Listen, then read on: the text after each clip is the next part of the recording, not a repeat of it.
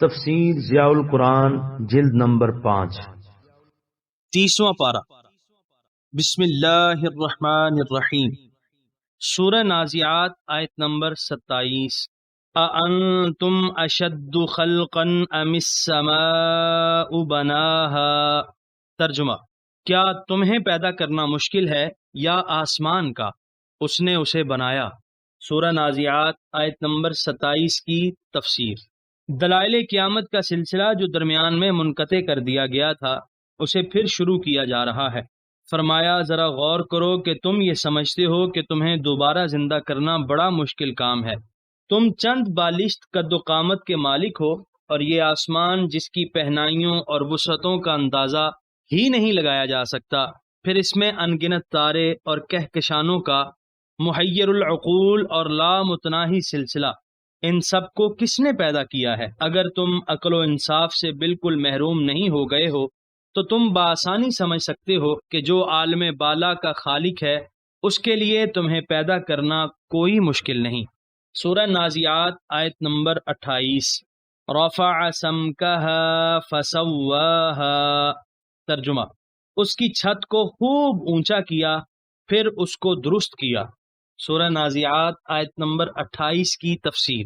آسمان کی تخلیق میں اپنی قدرت کے کرشموں کا ذکر ہو رہا ہے۔ سمکا کا معنی سقف، چھت بھی ہے، یعنی آسمان کو ہم نے بہت اونچا کر دیا، اور سمک ارتفاع اور بلندی کو بھی کہتے ہیں، یعنی اس کی بلندی اور اونچائی معمولی نہیں جس کا تم اندازہ کر سکو۔ اس نے آسمان کی بلندی کو اتنا اونچا کر دیا ہے کہ تم اس کو پا نہیں سکتے۔ پھر اس گنبد مینائی کو اس طرح درست کر دیا ہے کہ اس میں کوئی جھول، کوئی شکن اور کوئی شگاف نہیں۔ سورہ نازعات آیت نمبر 29۔ وَأَغْطَشَ لَيْلَهَا وَأَخْرَجَ ضُحَاهَا۔ ترجمہ: اور تاریک کیا اس کی رات کو اور ظاہر کیا اس کے دن کو۔ سورہ نازعات آیت نمبر 29 کی تفسیر۔ رات کی سیاہی اور دن کے اجالے کو آسمان کی طرف منسوب کیا، کیونکہ اس کا تعلق آفتاب کے طلوع و غروب سے ہے، جو اجرام سماویہ میں سے ہے۔ سورہ نازعات آیت نمبر 30۔ وَالْأَرْضَ بَعْدَ ذَلِكَ دَحَاهَا۔ ترجمہ: اور زمین کو بعد ازاں بچھا دیا۔ سورہ نازعات آیت نمبر 30 کی تفسیر۔ دحل ارض، زمین کو بچھا دینا، پھیلا دینا۔ اللہ تعالیٰ اپنی قدرت قاہرہ کی اور نشانی بتاتے ہیں کہ میں نے ہی اس زمین کو تمہارے لیے بچھا دیا ہے اور اسے وسیع اور کشادہ کر دیا ہے، تاکہ ان گنت مخلوقات اس پر اپنی زندگی بسر کر سکے۔ اس مقام پر یہ شبہ دل میں پیدا ہوتا ہے کہ اس آیت سے پتہ چلتا ہے کہ زمین کی تخلیق آسمان کی تخلیق اور تسویہ کے بعد کی گئی، حالانکہ سورہ بقرہ کی آیت نمبر 29 خلق لکم ما فی الارض جمیعا ثم استوی الی السماء اور سورہ فصلت میں یہ صراحت مذکور ہے کہ زمین کی تخلیق پہلے ہوئی اور آسمان کو اس کے بعد پیدا کیا گیا۔ علماء کرام نے اس کے متعدد جواب دیے ہیں۔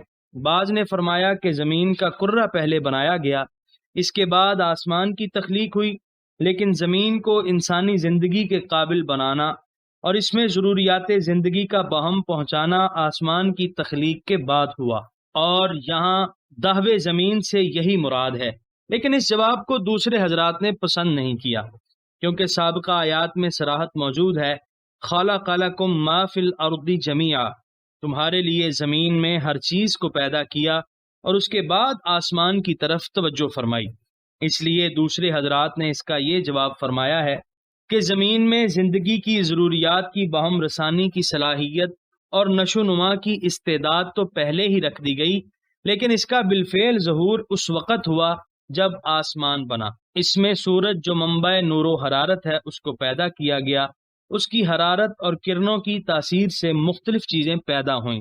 بعض علماء کا ارشاد ہے کہ یہاں بعد ذالک سے تخلیق کی بعدیت مراد نہیں بلکہ مرتبے کی بعدیت ہے، لیکن اس کی جو تفسیر حضرت ابن عباس رضی اللہ عنہما سے منقول ہے وہ اتنی واضح ہے کہ اس کے بعد کسی اور تعویل کی ضرورت ہی محسوس نہیں ہوتی۔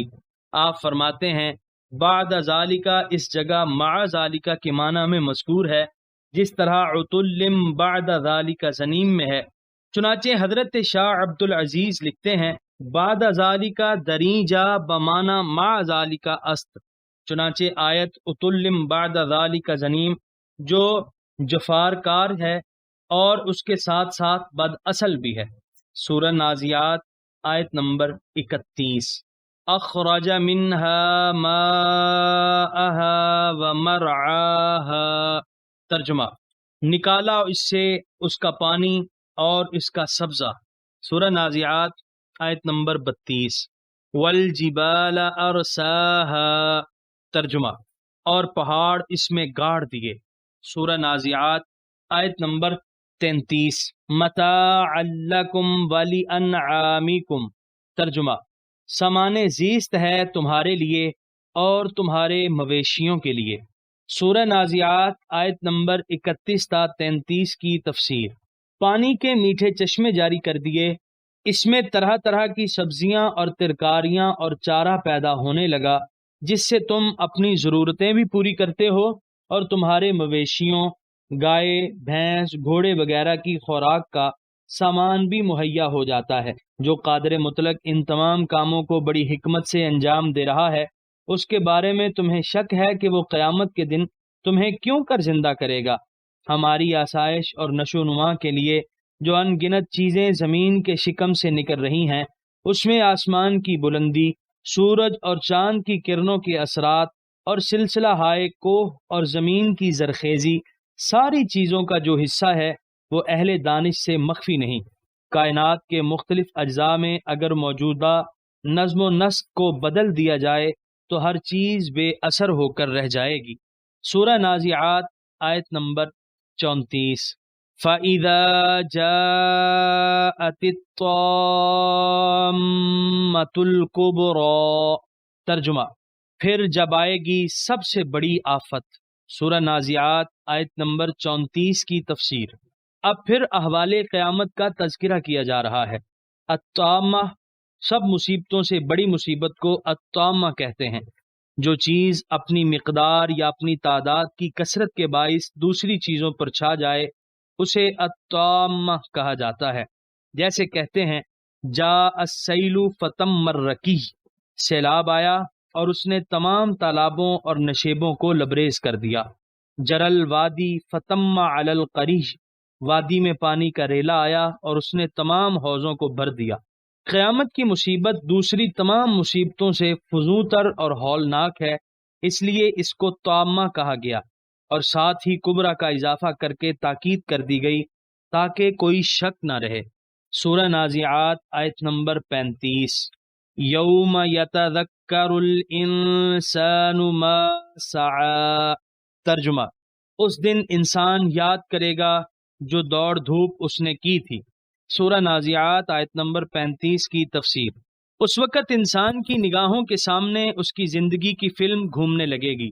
وہ اعمال جو اس کو بالکل بھول گئے تھے ایک ایک کر کے نسیان کی گہرائیوں سے ابھرنے لگیں گے۔ اگر اس نے اچھے کاموں میں زندگی گزاری تھی تو اس کی خوشی کی انتہا نہ ہوگی، اور اگر بد اعمالیوں میں عمر برباد کر کے آیا تھا تو اس روز اس کا ملال دیدنی ہوگا، یا یہ کہ اس کے سامنے اس کے صحائف عمل کھول کر رکھ دیے جائیں گے۔ جو باتیں اس کو فراموش ہو گئی تھیں وہ بھی یاد آنے لگیں گی۔ سورہ نازعات آیت نمبر 36۔ وَبُرِّزَتِ الْجَحِيمُ لِمَن يَرَى، ترجمہ اور ظاہر کر دی جائے گی جہنم ہر دیکھنے والے کے لیے۔ سورہ نازعات آیت نمبر 36 کی تفسیر۔ جس جہنم کا وہ آج تک انکار کرتا رہا تھا وہ اس کی آنکھوں کے سامنے ظاہر کر دی جائے گی۔ سورہ نازعات آیت نمبر 37۔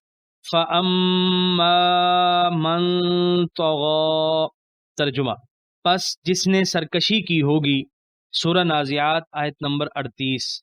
وَآثَرَ الْحَيَاةَ الدُّنْيَا، ترجمہ اور ترجیح دی ہوگی دنیوی زندگی کو۔ سورۃ النازعات آیت نمبر 39۔ فَإِنَّ الْجَحِيمَ هِيَ الْمَأْوَى، ترجمہ تو دوزخ ہی اس کا ٹھکانہ ہوگا۔ سورہ نازعات آیت نمبر 37 تا 39 کی تفسیر۔ اس وقت اولاد آدم دو گروہوں میں بٹ جائے گی، ایک گروہ ان لوگوں کا ہوگا جنہوں نے سرکشی اختیار کی اور اللہ تعالی کی حدوں کو توڑ دیا اور دنیوی زندگی کے آرام و آسائش کو ابدی زندگی کے آرام و آسائش پر ترجیح دی۔ ان کی جد و جہد دولت کے حصول، شہرت و ناموری حاصل کرنے کے لیے وقف ہو کر رہ گئی تھی۔ ان کے شب و روز اسی ادھیڑ بن میں گزرتے رہے کہ وہ اس دنیا میں اونچے سے اونچے منصب پر فائز ہوں۔ اپنی اخروی زندگی کو بہتر بنانے کے لیے، وہاں سرخروئی حاصل کرنے کے لیے ان کے پاس کوئی وقت نہ تھا، اور نہ کبھی اس کے بارے میں انہوں نے سوچنے کی زحمت گوارا کی۔ فرما دیا ان کا ٹھکانہ جہنم ہوگا۔ جن عظمتوں کو حاصل کرنے کے لیے وہ لگے رہے وہ فانی تھیں، چند روز ان کی عظمت کا ڈنکا بجا اور پھر ہمیشہ کے لیے فنا کی وادیوں میں گمنام ہو گئے۔ سورہ نازعات آیت نمبر 40۔ وَأَمَّا مَنْ خَافَ مَقَامَ رَبِّهِ وَنَهَى النَّفْسَ عَنِ الْهَوَىٰ۔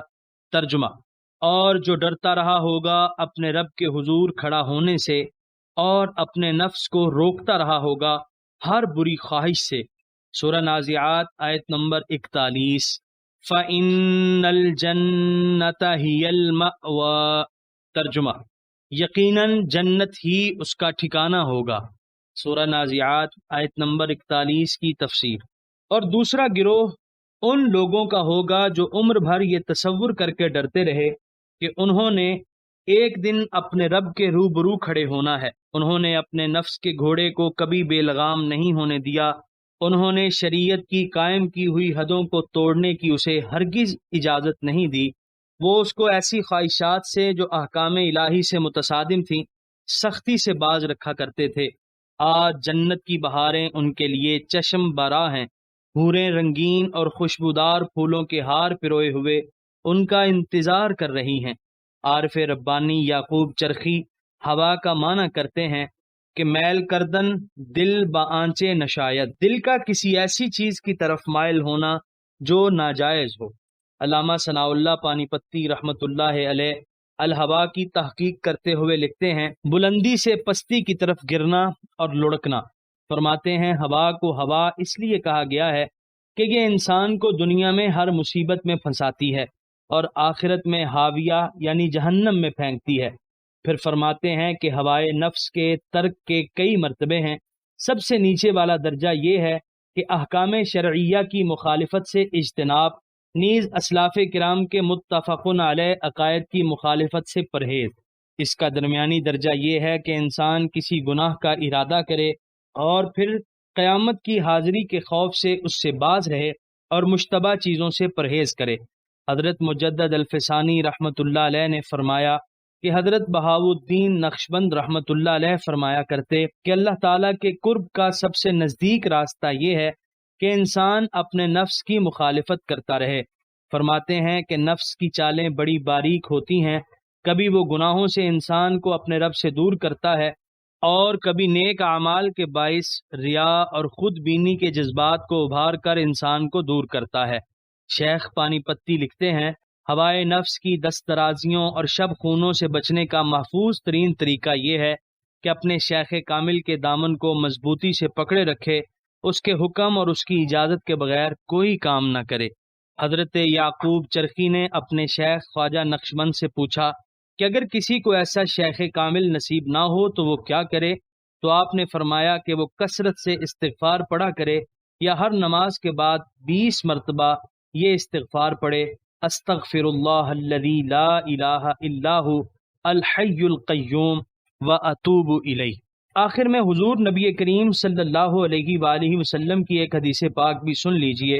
امام بیہقی نے حضرت ابو ہریرہ رضی اللہ عنہ سے روایت کیا کہ حضور کریم صلی اللہ علیہ وآلہ وسلم نے ارشاد فرمایا: 3 چیزیں انسان کو ہلاک کرنے والی ہیں، نفس کی وہ خواہش جس کی پیروی کی جائے، بخل اور کنجوسی جس کی اطاعت کی جائے، اور خود بینی کہ انسان اپنے نفس کو بہتر سمجھنے لگے۔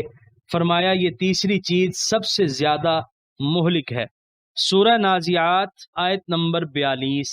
یسألونک عن الساعة ایان مرساہا۔ ترجمہ: یہ لوگ آپ سے قیامت کے بارے میں پوچھتے ہیں کہ وہ کب قائم ہوگی۔ سورہ نازعات آیت نمبر 43 فیم انت من ذکراہا۔ ترجمہ، اس کے بیان کرنے سے آپ کا کیا تعلق؟ سورہ نازعات آیت نمبر 42 اور 43 کی تفسیر۔ جب کفار کو قیامت کے متعلق بتایا جاتا تو وہ یہ پوچھنا شروع کر دیتے، بتائیے یہ قیامت کس تاریخ کو برپا ہوگی؟ اللہ تعالیٰ فرماتے ہیں، اے میرے محبوب، آپ کو اس لیے نہیں بھیجا گیا کہ آپ قیامت کے دن کا تعین کر کے انہیں بتائیں، بلکہ آپ کی تشریف آوری کا مقصد یہ ہے کہ آپ انہیں خواب غفلت سے جگائیں، انہیں دعوت حق سنائیں، تاکہ آپ کی دعوت کو قبول کر کے اور آپ کے ارشادات پر عمل کر کے قیامت کے دن یہ سرخروئی حاصل کر سکیں۔ اور ان کا فائدہ اسی میں ہے، اگر ان کو قیامت کی تاریخ بتا بھی دی جائے تو اس سے انہیں کیا فائدہ؟ یہ لوگ بے مقصد باتوں میں اپنا وقت ضائع کر رہے ہیں، اور وہ امور جن میں ان کا نفع ہی نفع ہے ان کی طرف یہ متوجہ نہیں ہوتے۔ بعض نے فیما پر وقف کیا ہے، اور انت من ذکراہا ان کے سوال کا جواب ہے کہ آپ اس قیامت کی یاد دہانیوں میں سے اور اس کی نشانیوں میں سے ایک ہیں۔ سورہ نازعات آیت نمبر 44 اِلَىٰ رَبِّكَ مُنتَهَاهَا۔ ترجمہ، آپ کے رب تک اس کی انتہا ہے۔ سورہ نازعات آیت نمبر 44 کی تفسیر۔ یہ اللہ تعالیٰ کے اختیار میں ہے، جب وہ چاہے گا قیامت برپا ہو جائے گی۔ سورہ نازعات آیت نمبر 45 انما انت منذر من یخشاها۔ ترجمہ، آپ ضرور خبردار کرنے والے ہیں ہر اس شخص کو جو اس سے ڈرتا ہو۔ سورہ نازعات آیت نمبر 45 کی تفسیر۔ آپ کو اس لیے نہیں بھیجا گیا کہ آپ ان کے لیے قیامت کی تاریخ کا تعین فرمائیں، بلکہ آپ کی بعثت کا مقصد یہ ہے کہ آپ ان لوگوں کو بروقت خبردار کریں تاکہ وہ اپنی اصلاح کر لیں۔ سورہ نازعات آیت نمبر 46 کَأَنَّهُمْ يَوْمَ يَرَوْنَهَا لَمْ يَلْبَثُوا إِلَّا عَشِيَّةً أَوْ ضُحَاهَا۔ ترجمہ، گویا وہ جس روز اس کو دیکھیں گے انہیں یوں محسوس ہوگا کہ وہ دنیا میں نہیں ٹھہرے تھے مگر ایک شام یا ایک صبح۔ سورہ نازعات آیت نمبر 46 کی تفسیر۔ آج تو انہیں دنیا کی زندگی بڑی طویل معلوم ہو رہی ہے، اور یہ گمان کرتے ہیں کہ جو چیز اتنے لمبے عرصے میں وقوع پذیر نہیں ہوئی، اس کے بعد اس کے وقوع پذیر ہونے کا امکان ہی نہیں۔ اس کا انتظار کرنا عبث اور بے سود ہے۔ فرمایا جب قیامت برپا ہوگی تو اس وقت انہیں اپنی طویل زندگیاں بڑی مختصر معلوم ہوں گی۔ اس وقت وہ قلت وقت کا شکوہ کریں گے، کہیں گے ہم پل بھر کے لیے دنیا میں گئے اور پھر واپس بلا لیے گئے۔ ہمارا قیام صرف اتنی دیر رہا جتنی دیر صبح و شام کا وقت ہوتا ہے۔ ہمیں غور و فکر کی مہلت ہی نہیں ملی، ہمیں سوچ بچار کا وقت ہی نہیں دیا گیا۔ اتنے قلیل وقت میں ہم اس حقیقت کو کس طرح سمجھ سکتے تھے؟ اللہم اجعلنا من السعداء الذین خافوا مقام ربہم ونہوا النفس عن الہوا وارزقنا اتباع حبیبک المکرم صلی اللہ تعالی علیہ وآلہ وسلم۔ ربنا تقبل منا انک انت السمیع العلیم وتب علینا انک انت التواب الرحیم۔ یہاں پر 30ویں پارے کا چوتھا رکوع مکمل ہوا اور یہاں پر سورہ نازعات مکمل ہوئی۔